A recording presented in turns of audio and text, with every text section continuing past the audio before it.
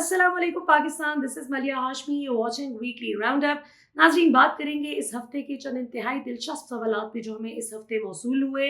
बगैर किसी ताख़ीर के आते हैं सवालों की जानिब। क्वेश्चन नंबर 1, पाकिस्तान तहरीक इंसाफ को जो फ़तह मिली है सुप्रीम कोर्ट ऑफ पाकिस्तान से कल, उसको आप किस तरह से देखती हैं और इसका पाकिस्तानी सियासत पर क्या असर होगा? अब ये बहुत ही इंटरेस्टिंग सवाल है। सबसे पहले तो ये समझना बहुत ज़रूरी है, सुप्रीम कोर्ट के फैसले को भी डाइसेक्ट करने से पहले ये समझना बहुत ज़रूरी है कि इस वक्त पिछले 2.25 साल से जो कुछ हो रहा है पाकिस्तान में, और फिर जिस तरह से उसके मुकाबले में अवाम रिटेलिएट कर रही है और इमरान खान डट गए हैं, ये बहुत अनकन्वेंशनल है इस मुल्क के लिए। ये रूटीन नहीं है इस मुल्क की। इस मुल्क की रूटीन की जो प्रैक्टिस थी वो ये थी कि एस्टैब्लिशमेंट का जिस तरफ झुकाव हुआ करता था, उसी तरफ सारे का सारा पब्लिक ओपिनियन भी शिफ्ट हो जाता था और सियासी जमातें खुद को एस्टैब्लिशमेंट के बयानिए के हिसाब से एडजस्ट करने की कोशिश करती थीं।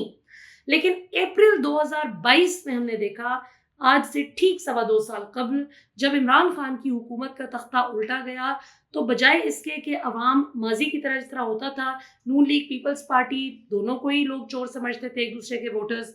सो होता ये था कि जिस तरफ भी इस्टेब्लिशमेंट का पलड़ा उनको भारी लगता था, वो समझते थे कि बस अब हमें इस तरफ मुड़ जाना है क्योंकि इस्टेब्लिशमेंट दुरुस्त फैसला कर रही है। आज का मामला बिल्कुल यकसर बदल चुका है। आज पाकिस्तानी अवाम ये कहती है कि इस्टेब्लिशमेंट की जो भी सोच होगी वो उनकी अपनी होगी, हमारी अपनी सोच है।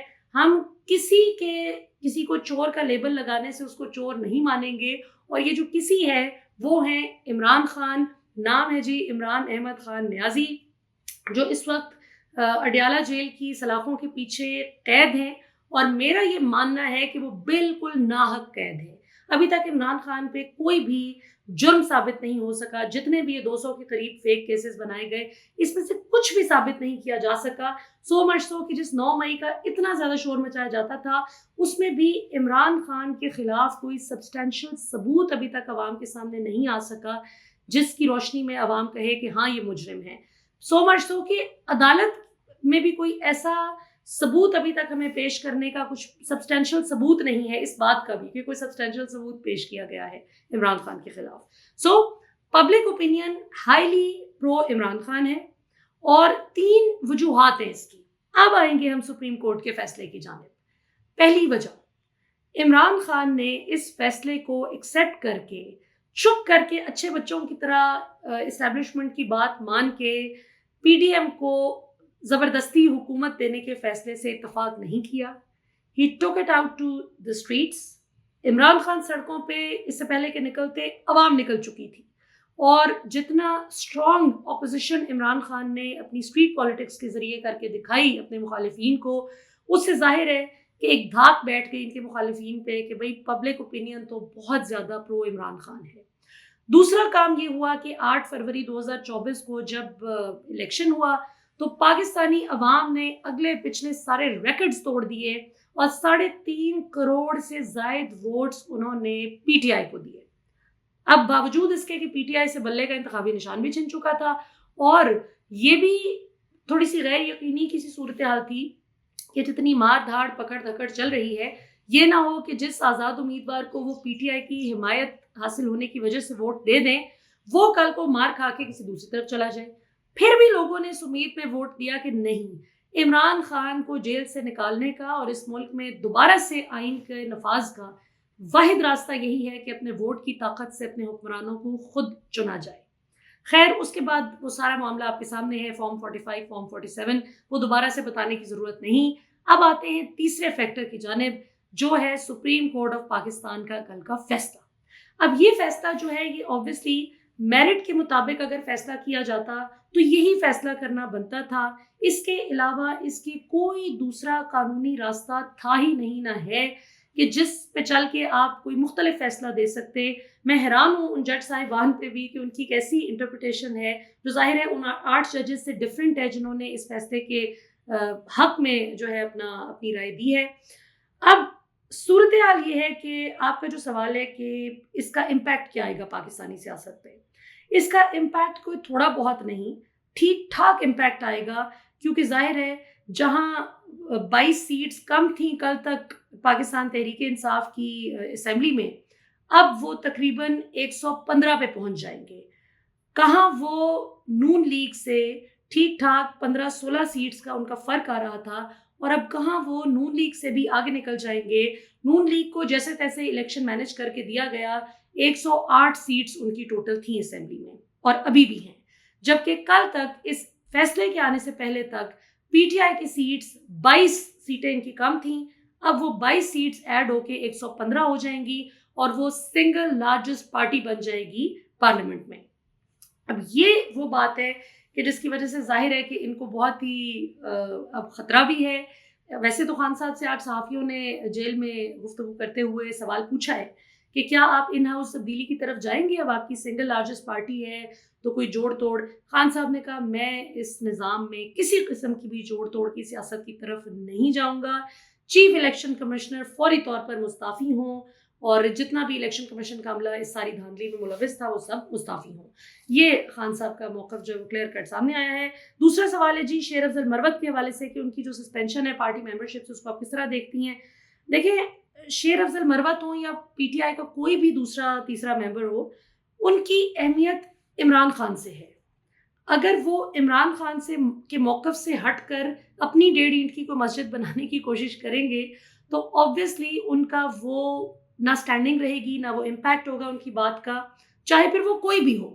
شیر افضل مروت کی یہ بات اچھی ضرور ہے کہ انہوں نے بڑے تحمل کے ساتھ، ویری ان لائک ہم دو، وہ اس طرح کرتے نہیں ہیں کہ وہ بڑی اپنی مرضی کے خلاف جا کے خاموش ہو جائیں اور بڑا ایک ڈپلومیٹک سا جواب دیں، لیکن انہوں نے بڑا ایک تحمل والا جواب دیا. انہوں نے کہا کہ ٹھیک ہے، خان صاحب میرے لیڈر ہیں، پاکستان زندہ باد، عمران خان پائندہ باد، مجھے کوئی فرق نہیں پڑتا.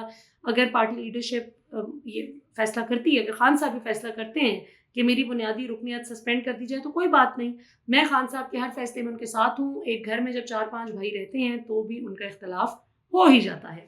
تو انہوں نے اپنے اور خان صاحب کے اختلاف کو ایک گھر میں رہنے والے 4-5 بھائیوں کے درمیان کبھی کبھی ہو جانے والے اختلاف سے تشبیہ دی ہے، جس سے صاف طور پہ ظاہر ہوتا ہے کہ شیر افضل مروت عمران خان کے خلاف یا ان کی پارٹی ڈیسیجن کوئی سا بھی جو ہوتا ہے اس کے خلاف کوئی بھی اس وقت جو احتجاجی اور مزاحمتی پالیٹکس ہے وہ کرنے کا ارادہ نہیں رکھتے.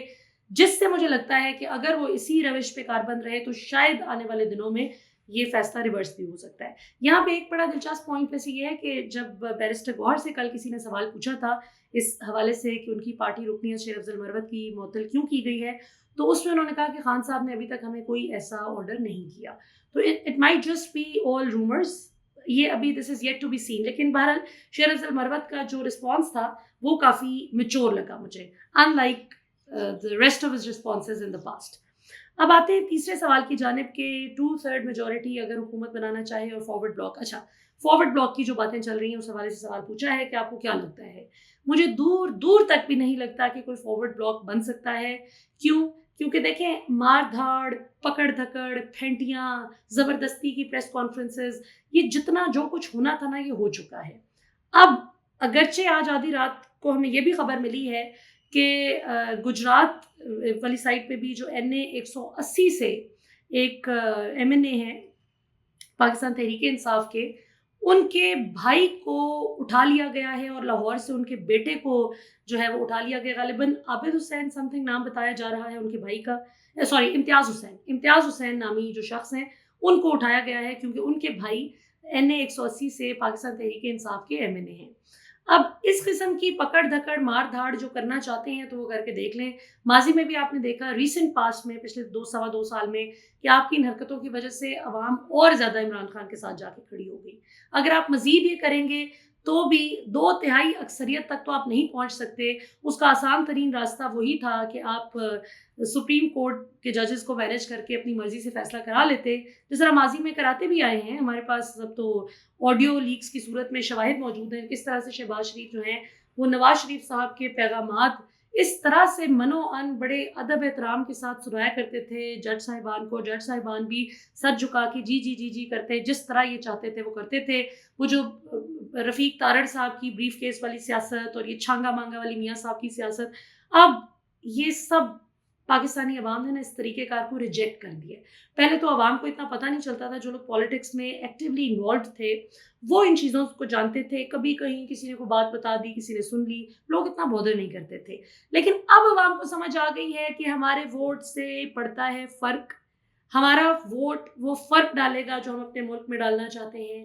لہٰذا اب پاکستانی عوام جو ہے وہ اپنی ہر بات میں, ہر جو بھی سوشو پولیٹیکل ڈیولپمنٹ ہوتی ہے اس میں وہ اپنی ایک رائے رکھتے ہیں, اور پھر جہاں جہاں آئینی طور پر ان کو حق حاصل ہے اپنی رائے کے نفاذ کا, وہ اپنی رائے کے مطابق اپنا فیصلہ کرتے ہیں. جس طرح 8 فروری کو عوام نے تمام تر مشکل حالات کے باوجود فیصلہ کیا, اور پھر اب اس کو امپلیمنٹ کروانے کے لیے عوام بھی ڈٹی رہی.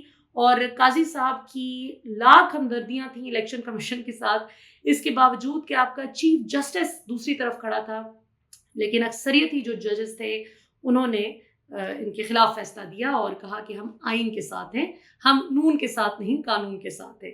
آخری سوال جناب اس آج کے پروگرام کا, کہ پی ایم ایل این کی جو ججز کے خلاف مہم ہے اس کو آپ کس طرح دیکھتی ہیں؟ کیا یہ ریزروڈ سیٹس کیس کے فیصلے پر کوئی اثر ڈالے گی؟ نہیں جی, کوئی کسی قسم کا اثر نہیں ہو سکتا. اس کی وجہ یہ ہے کہ کل جج صاحبان نے جو کام کیا ہے نا, یہ بڑا انٹرسٹنگ ہے. میں کل بھی ایک پروگرام میں بات کر رہی تھی, 8 ججز نے جو فیصلہ سنایا نا کل, اتنا اچھے طریقے سے انہوں نے یہ فیصلہ لکھا ہے, اور ہر طرح کی پاسبلٹیز کو انہوں نے ملحوظ خاطر رکھتے ہوئے یہ فیصلہ لکھا ہے.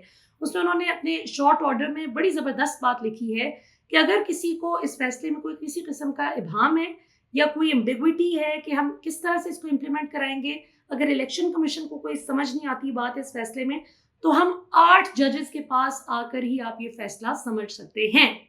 مطلب سمجھ رہے ہیں کہ جنہوں نے ڈسینٹ اپنی شو کی ہے اس فیصلے سے, جو اختلاف کیا ہے, اختلافی نوٹ لکھے ہیں, ان ججز کے پاس نہیں جا سکتے آپ اس فیصلے کو سمجھنے کے لیے یہ بہانے کر کے کہ ہمیں فلاں ٹرم کی سمجھ نہیں آئی اور فلاں لفظ ہمیں ایکسپلین کیا جائے. آپ کو ہمارے پاس ہی آنا ہوگا جنہوں نے اس فیصلے کے حق میں اپنی رائے دی ہے, اور ہم آپ کو سمجھائیں گے کہ کس طرح سے امپلیمنٹ کرنا ہے. تو انہوں نے پریسائزلی, اگر آپ اس کو قانونی زبان میں سمجھنا چاہیں, تو انہوں نے اس فیصلے کے خلاف اپیل کا ہر راستہ, ہر دروازہ بند کر دیا ہے. تو اب کوئی لاکھ ہمدرد ہو سپریم کورٹ میں ان کا, وہ اب اس فیصلے کے حوالے سے کچھ نہیں کر سکتے. اب آگے اگلی جو پاکستان تحریک انصاف کی کرنے کی بات ہے وہ یہ کہ وہ اپنے جو ان کے ایم این ایز ہیں ان کو وہ محفوظ بنانے کی کوشش کریں, کہ کسی طرح سے ان کو زبردستی مار دھاڑ کے, جس طرح سے انٹیمیڈیٹ کیا گیا ہے لوگوں کو پچھلے 2 سال میں, وہ والی ایک بڑی بھونڈی پریکٹس کے ذریعے ان کو یہ نہ ہو کہ دوسری سائڈ پہ کر لیا جائے.